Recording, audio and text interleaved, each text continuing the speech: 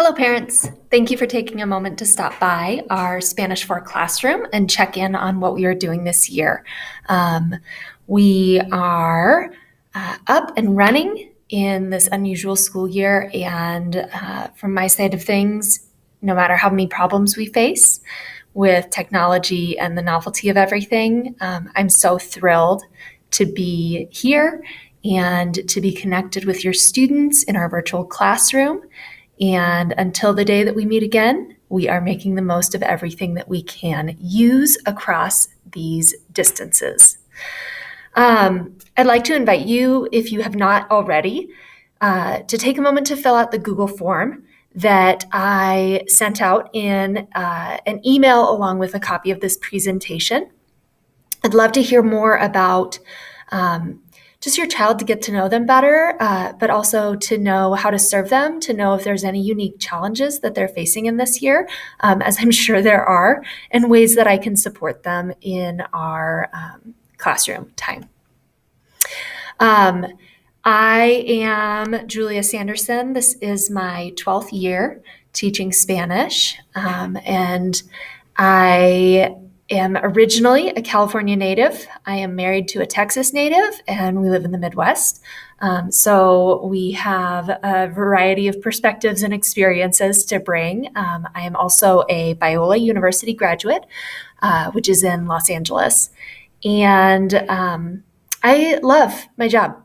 I have 3 little kiddos in my personal life. They are 2, 4, and 5. And so I come to you as a teacher with a decent amount of experience, but also as a parent with the perspective of really wanting to do my best for your child and for your family. We're in Spanish 4 at this point, so a lot of this idea of our department's World Language Department philosophy of learning is not going to be new to you. It's simply going to look a little bit different in the virtual environment for now.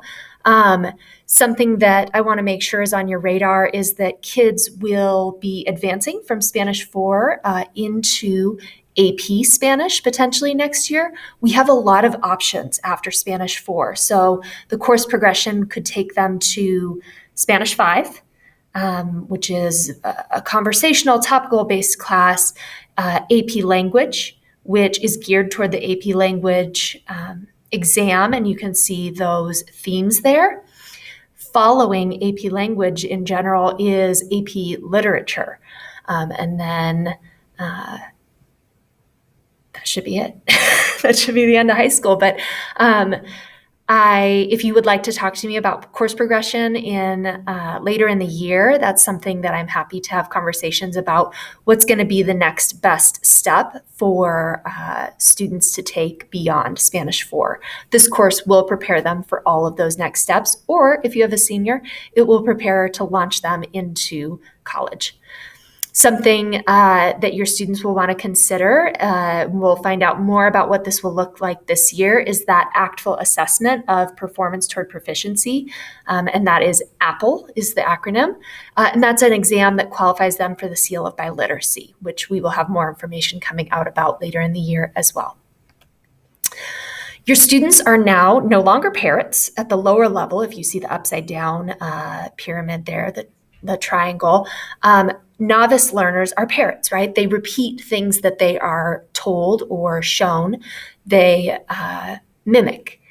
We are not even really survivors per se. We are moving from an intermediate mid to an intermediate high level, which means that we can create with language. I'm going to move myself out of the way. So here it says you can create with language, ask and answer simple questions on familiar topics, moving toward unfamiliar topics, and be able to handle situations that are not always as expected, but sometimes have a complication. Okay, so those are the proficiency practices that we will be leading students through this year. We do that in a form of almost a cultural tour. In this fall semester, we consider Spain. What is life like in modern Spain? What is the history of Spain that has established the culture and the identity of the language there? And then we have a chance to read a play as our Spanish literature, and that is called La Dama del Alba, The Lady of the Dawn. And kids adore that book, so I always look forward to reading it every year. Second semester, we move into looking at the history of Mexico, art, foods, festivals, and traditions in Mexico today, and then the immigration, and then our piece of literature there is Esperanza Rising, is the title of that book in English, a story of a young girl whose family goes through lots of ups and downs and changes and challenges, and transitions from different life stages. It's kind of a coming of age story for her. We meet for now on Google Meet. These are the expectations that I've put forward for students. So I just want to give you a chance to have your eyes on those. The students are doing such a great job maintaining these expectations and interacting respectfully and being present in class. I'm sure that we will ebb and flow. Each day is different. Each day has its own technology issues and just personal dynamics, but those are things we face when we're physically together in the classroom as well. Okay, so these are some of the expectations that we have communicated to them. Our grading this year for semester 1, we do not have a final exam. So that means that 5% of the grade comes from daily homework assignments, which I do assign homework just about daily. Sometimes I give students a chance to start that in class and they might finish in class.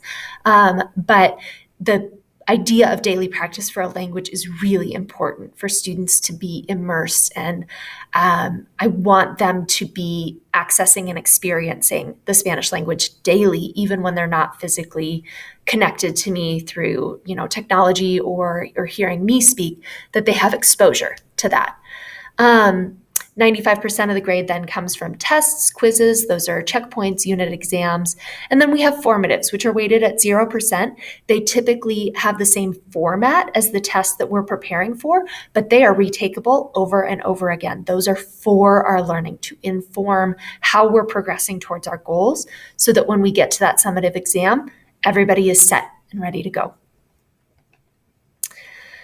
That's just a summary of the different test formats. Again, we're in Spanish 4, so these will probably be familiar. You can talk to your students and they would be able to articulate to you what does it mean to have an interpersonal, interpretive, and a presentational assessment. The virtual environment in which I am interacting with students is called Schoology. And anytime I post something that is a Google resource, I do make it viewable so that if I send something out to you directly, you can view it, but you can't always interact with it because the kids are enrolled in that Schoology platform and that's integrated with our gradebook. It has really awesome capacity for video, sound, and putting all the pieces in one place for feedback and interaction.